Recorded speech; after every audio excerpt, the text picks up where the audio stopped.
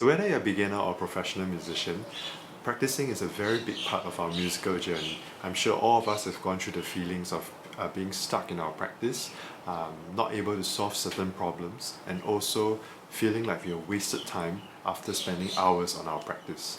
For beginners in particular, sometimes practice can seem like a chore. In today's video, I hope to share with you 5 tips that have helped me and hopefully help you too in your journey to becoming a better musician. Hello everyone, my name is Yao Song and welcome to my YouTube channel. I'm a tuba player, a musician based in Singapore, and I've been teaching and playing professionally for the last few years. To all my friends and students watching this, thank you for the support. In my channel, I hope to share my experiences and also to make weekly video tips on how to be a better musician or performer. So for my first video, I'd like to share with you something that has always fascinated me as a musician. Practice, how we practice, and actually how to be efficient with our practice. I know some of you out there would love practicing, but truthfully I didn't particularly enjoy spending like 3 hours in a room, usually a place with not the best acoustic, and I did everything I could to try and shortcut that process. We have all heard the headlines on how professional athletes or musicians spend 10 to 15,000 hours honing our craft. And I think for a lot of young musicians, you might think, oh, if I spend that amount of time, I'll become very good at it. While that is partly true, I think how effective we spend that time is also equally important. Of course, these are just general tips and should not be a substitute for professional advice. If you have the means and ability to engage a professional teacher, that's almost always better because they can actually tailor advice that's more suitable to you.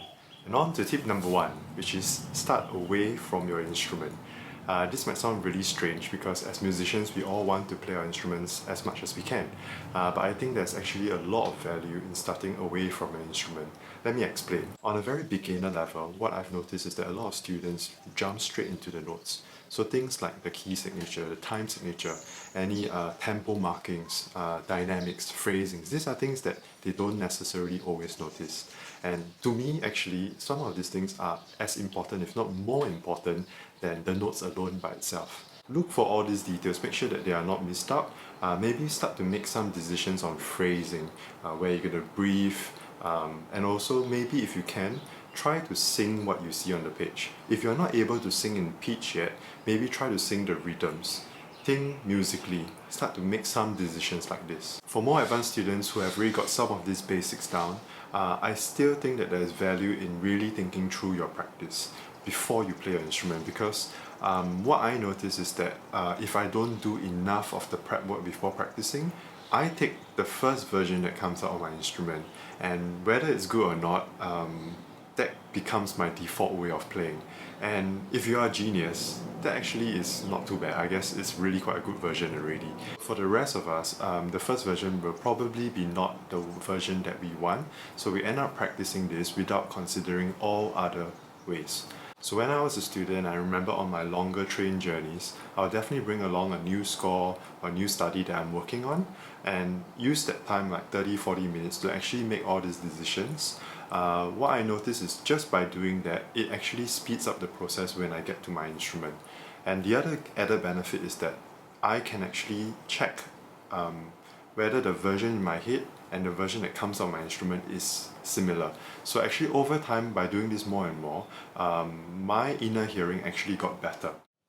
And on to tip number 2, which is use a metronome.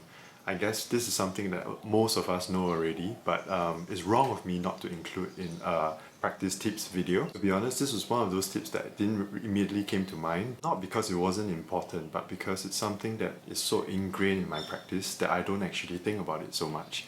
But as a teacher, what I notice is every single lesson, I will have to say, play in time. Metronomes are so affordable these days. If you are able to save like $1 a day, you probably can buy it in less than a month. I just checked online and a metronome alone will cost less than $20. A metronome and tuner, which is the one that I use, will cost less than $40. And if you think about the amount of money that some students spend on equipment, the instruments and lessons, expensive lessons, it still always amazes me if they do not have access to a metronome. So if you do not actually own a metronome yet, please help yourself save some money and purchase your own metronome. This can be used in everything you practice, from your warm-ups to your scales, your technical studies, your pieces, your excerpts. Everywhere, will benefit from this. I'd like to quickly touch on why I don't think mobile phones or handphones are suitable metronome substitutes. Our phones are now really smart. There's an app for pretty much everything. My issue with using a mobile phone as a metronome is that it actually creates a lot of distraction. I think any good practice involves focus practice. 15 minutes of focus practice is much more effective than spending hours on your instrument, but getting distracted by looking at your phone, checking on your messages, looking at some short videos. I think all those are unnecessary distractions, and that alone causes a lot of problems if you are trying to focus. The other reason why I think phones are not the most suitable is because there's generally an app for metronome and an app for tuner, and I think it's quite important to have something where both of them can work at the same time. So the metronome that I use personally is this called TM50. I really like this metronome. I think it's not the latest model anymore. The latest model is a TM60, which you can find online very easily. What I love about this metronome is that it has both the tuner and the metronome functions side by side. There's a backlight if I need it to. There's a stand behind. There's also a pretty loud speaker so that if I need to match pitch, it also gives me the option. I'll leave a few links below on where you can actually purchase metronomes online. If not, go to any local music store and they should have metronomes. Before we move on, I also like to mention that even though I'm a big proponent of using a metronome in your practice, I think it's also important that you do not be over-reliant on it. There will be a time when you have to turn the metronome off, and I think if you are staring at your tuner all the time to check whether you are playing right in the middle, green, that's also not very helpful. It should be something that is maybe on your stand or somewhere near enough for you to have a look once in a while if you need to check. And on to tip number 3, which is have a realistic practice schedule or plan. This is quite a big one. A lot of the students that I meet, especially the beginner students, think that just spending time on the instruments will lead to big improvements.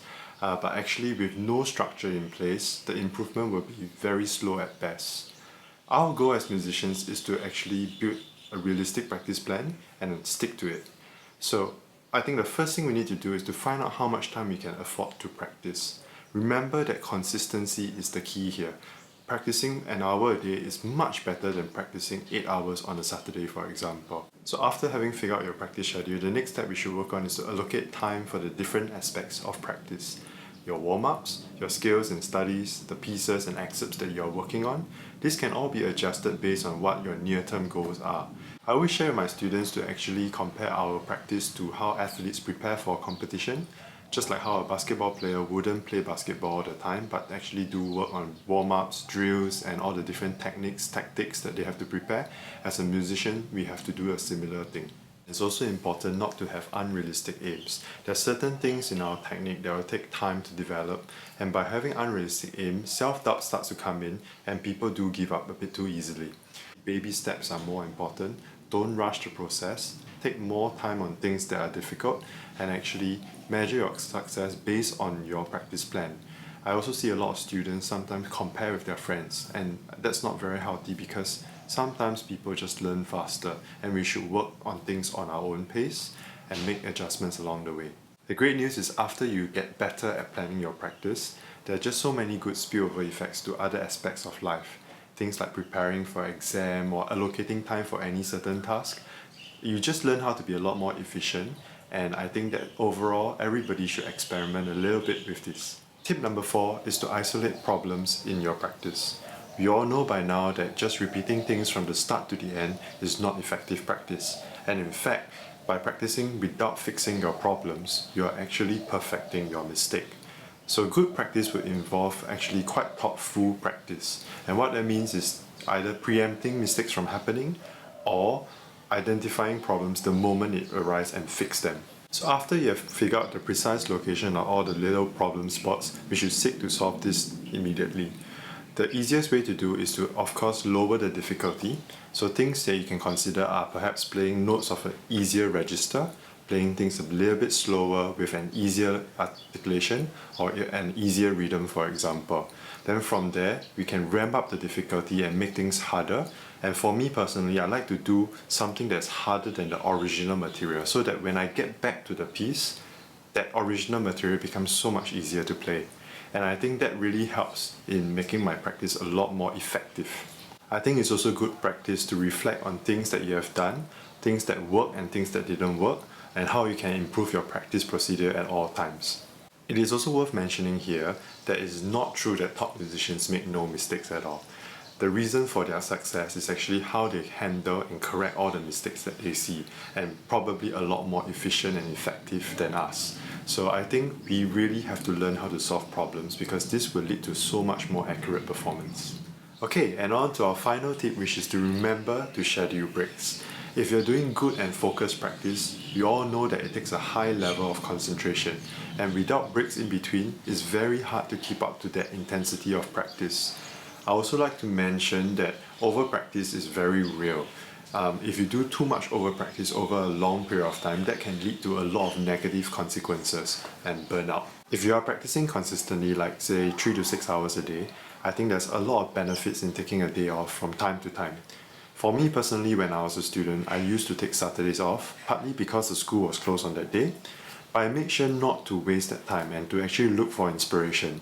I would go to parks, go to exhibitions, go to museums, and basically experience things outside of music. To be a good musician, it's important not to just have technical mastery of our instruments, but also to make sure that we have artistic development.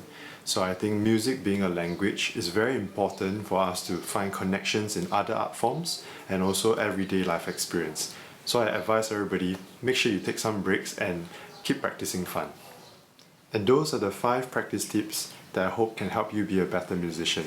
Of course, I can't cover everything in this short YouTube video, so I hope everybody be creative, not too rigid in your ways, and also find out what works best for you. So thanks everyone for watching this video. This is very much a new experience for me. Do leave your comments below on what you think, your own practice tips, or any other future topics that you hope I can cover next time.